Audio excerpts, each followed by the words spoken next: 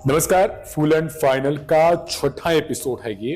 और आज हम यूपी के एक खास मुद्दे पर बात करेंगे, जो मुद्दा बहुत पुराना है और शायद आपके काम का भी होगा और इसे शायद आपको शेप भी करना पड़े। तो शुरू करते हैं आज का अपना full and final.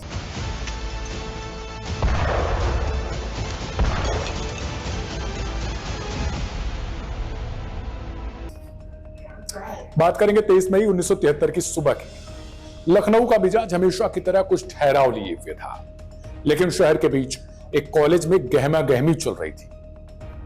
Lucknow university में उस रोज एग्जाम चल रहे थे, परीक्षा चल रही थी। अपने डेस्क पर चेहरा गड़ाए एक छात्र और हॉल में चहलकदमी करते शिक्षक, ये सब चल रहा था कि अचानक एग्जाम हॉल में छात्रों की एक भीड़ एंटर कर जाती है और नारे लगने लगती है। एग्जाम दे रहे एक छात्र कुछ समझ पाते इससे पहले ही उनकी कॉपियां छीनी जा चुकी थी। कुछ छात्रों ने प्रतिरोध किया तो भीड़ में से एक बोला, चलो एग्जाम कैंसिल हो चुका है। हॉल में मौजूद शिक्षकों को अब तक कुछ समझ नहीं आ रहा था। इस बीच उन्हें रजिस्ट्रार ऑफिस में धुआं निकलता दिखा। सब दौड़कर बाहर पहुंचे तो पता चला कि रजिस्ट्रार ऑफिस में किसी ने आग लगा दी है। टैगोर लाइब्रेरी में भी किताबें आग के हवाले की जा रही थी। छात्र ये सब क्यों कर रहे थे, इसका पता किसी को नहीं चल रहा था। तभी कुछ छात्र हॉस्टल की तरफ से दौड़ते हुए आए। उन्होंने जो बताया और समझाया वो हैरतअंगेज करने वाला था।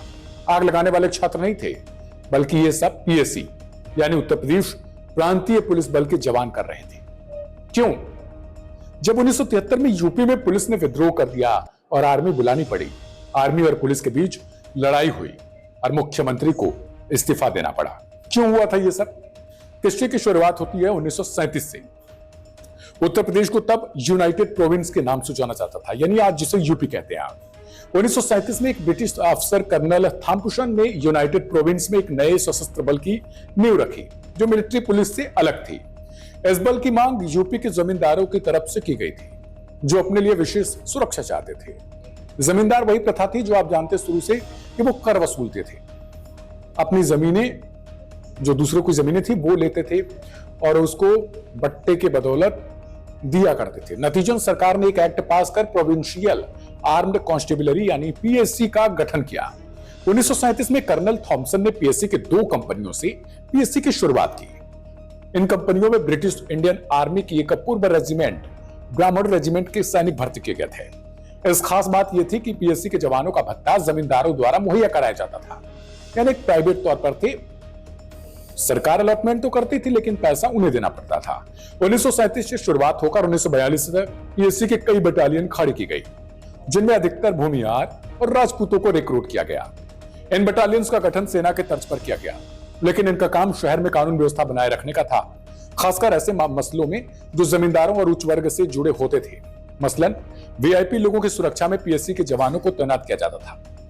आजादी के बाद भी पीएससी बरकरार रही और 1956 में इसका नाम प्रादेशिक आर्म्ड प्रोविंशियल आर्म्ड कांस्टेबलरी कर दिया गया और 1962 से 1973 के बीच इसमें 17 नई बटालियन जोड़ी गई। इनका काम तब मूल रूप से था दंगा रोकना, वीआईपी को सुरक्षा पहुंचाना। शुरुआत में इस बल को यूपी पुलिस के मुकाबले बेहतर सुविधाएं मिलती थी, क्योंकि उस दौरान, ये आज भी आपको पता होगा कि ये अर्धसैनिक होते हैं। लेकिन 1972 आते आते पीएससी के जवानों की संख्या काफी ज्यादा होने लगी और काम का बोझ भी बढ़ता गया, लिहाजा सुविधाओं की गिरावट आ गई और जवानों में अंदर ही अंदर एक असंतोष पनपने लगा।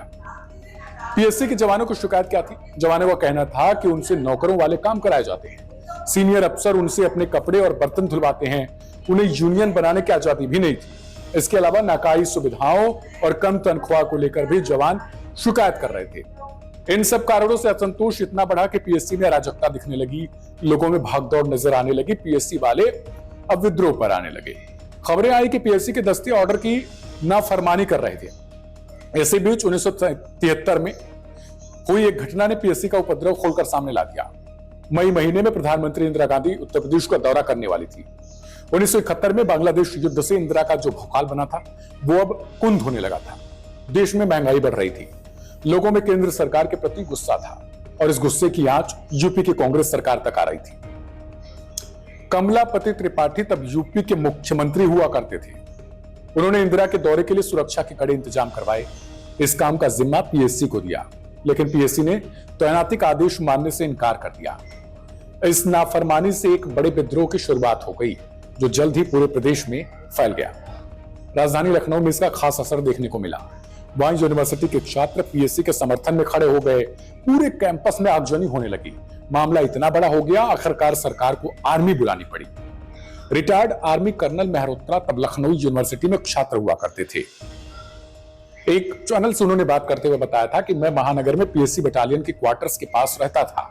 शाम 5 बजे के आसपास वहां आर्मी पहुंच गई। तूफानी नाले के पास आर्मी के जवानों ने पोजीशन ली। तब तक अफवाह फैल गई थी कि पीएससी के जवान आर्मरी लूटने की योजना बना रहे हैं। कुछ ही देर में वहां गोलियां चलने लगी और रात भर चलती रही।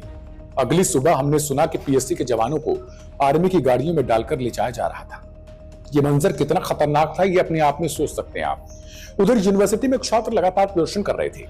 शाम 7 बजे तक यूनिवर्सिटी में कई जगह आगजनी की घटनाएं हुई। पुलिस को मौके पर भेजा गया, लेकिन वो भी सिचुएशन को कंट्रोल नहीं कर पाई। पुलिस अफसरों को छात्रों द्वारा कैंपस से खदेड़ दिया गया। इसके बाद आर्मी को यूनिवर्सिटी भेजा गया। आर्मी ने तार बाड़ लगाकर कैंपस को घेर लिया और यूनिवर्सिटी को खाली कर दिया। हॉस्टल में जो छात्र रहते थे उन्हें भी बाहर निकाल दिया गया। अगले रोज यूनिवर्सिटी की अनिश्चितकाल के लिए छुट्टी भी कर दी गई। अतुल अंजन जो आगे जाकर सीपीआई के नेशनल सेक्रेटरी बने, तब लखनऊ यूनिवर्सिटी में वो छात्र नेता हुआ करते थे। अतुल बताते हैं कि छात्रों की तरफ से उन्होंने इस विद्रोह को लीड किया था। उनके और पीएससी जवानों के बीच तनातनी भी हुई, बातचीत भी हुई। पीएससी को लग रहा था कि अगर वो छात्रों से हाथ मिला लें तो सरकार को घुटनों पर ला देंगे। इस बाबत पीएससी के विद्रोही जवानों और छात्र नेताओं के बीच कई मीटिंग हुई, फंड इकट्ठा किया गया और पैम्पलेट भी बंटवाए गए। इसके बाद 22 मई की रात छात्रावासों से विद्रोह की शुरुआत हुई। उन्होंने बताया कि उनका प्लान ऑल इंडिया रेडियो के ऑफिस को कब्जे में लेने का था। इसके बाद वो लोग रेडियो से पीएसयू के साथ होने वाले अन्याय की बात ब्रॉडकास्ट करते थे, यानी ऑन एयर करते थे एक तरीके से। मुख्यमंत्री का इस्तीफा तब छात्र रहे आशीष शुक्ला इस घटना से जुड़ा एक दिलचस्प किस्सा साझा करते हैं। आशीष बताते हैं कि लाइब्रेरी और बाकी जगह हुई आगजनी और तोड़फोड़ के बाद एग्जाम की आंसर कॉपीज गायब हो गई थी। ऐसे में एक छात्र को इतिहास के एग्जाम की कॉपी रास्ते पर पड़ी हुई मिली और उसने उसे बतौर यादगार अपने पास रख लिया। अंत में क्या हुआ? इस मामले में सरकार को आर्मी बुलानी पड़ी। आर्मी और पीएससी के बीच संघर्ष में पीएससी के 35 जवान मारे गए। वहीं लगभग 2 दर्जन आर्मी के जवानों को भी अपनी जान गंवानी पड़ी। 5 दिन चले संघर्ष के बाद आर्मी सिचुएशन पर काबू पाने में सफल तो हो गई, लेकिन इतने लोगों की जनहानि हुई। तब तक इस घटना की खबर पूरे देश में फैल चुकी थी। इस मामले में तब सरकार की काफी किरकिरी हुई।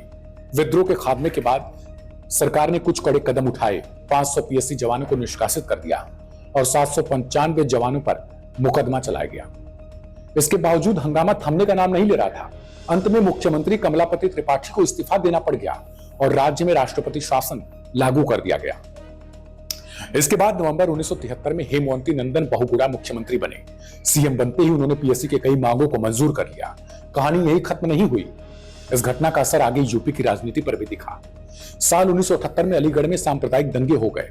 नेशनल माइनॉरिटी कमीशन ने अपनी 20 पन्नों की रिपोर्ट में दंगों के दौरान पीएससी के कार्यशैली पर सवाल उठाए।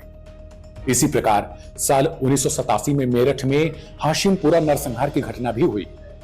इस दौरान भी पीएससी पर सांप्रदायिक रूप से लोगों को निशाना बनाने का आरोप लगा, लेकिन इन तमाम घटनाओं में सरकार पीएससी पर कोई एक्शन लेने से बचती रही। इसकी वजह यह भी थी कि कहीं फिर से दंगा न भड़क जाए। हाशिमपुरा की घटना के वक्त विभूति नारायण आईपीएस अधिकारी की हैसियत से एक वरिष्ठ पद पर तैनात थे। 2015 में एक कॉन्फ्रेंस के दौरान बोलते हुए उन्होंने दावा किया कि तत्कालीन सरकार ने पीएससी बल के विद्रोह के डर से कोई कार्रवाई नहीं की। राय के अनुसार हाशिमपुर की घटना के बाद उन्होंने एक मीटिंग में ये बात उठाई थी, लेकिन सवाल यह था उस वक्त उन्होंने ये बताया कि उस वक्त मुझसे कहा गया कि अगर कार्रवाई की गई तो पीएससी बल विद्रोह कर देगा। वो बताते हैं कि तब मैंने कहा कि अगर पीएससी बगावत करती है तो उससे निपटने के लिए सेना बुलाई जाएगी, क्योंकि अगर दोषियों के खिलाफ कार्रवाई नहीं हुई तो यह न्याय के लिए खतरा हो जाएगा। उसके 24 घंटे के अंदर वह केस मेरे हाथों से ले लिया गया और सीआईडी के पास सुपुर्द कर दिया गया। हाशिमपुरा मामले में साल 2018 में जाकर पीएससी के 16 जवानों को सजा सुनाई गई।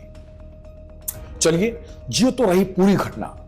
अगर आपको यह वीडियो पसंद आया तो लाइक करिएगा, ना पसंद आया तो डिसलाइक भी करिएगा और देखते रहिएगा भारत आज। नमस्कार।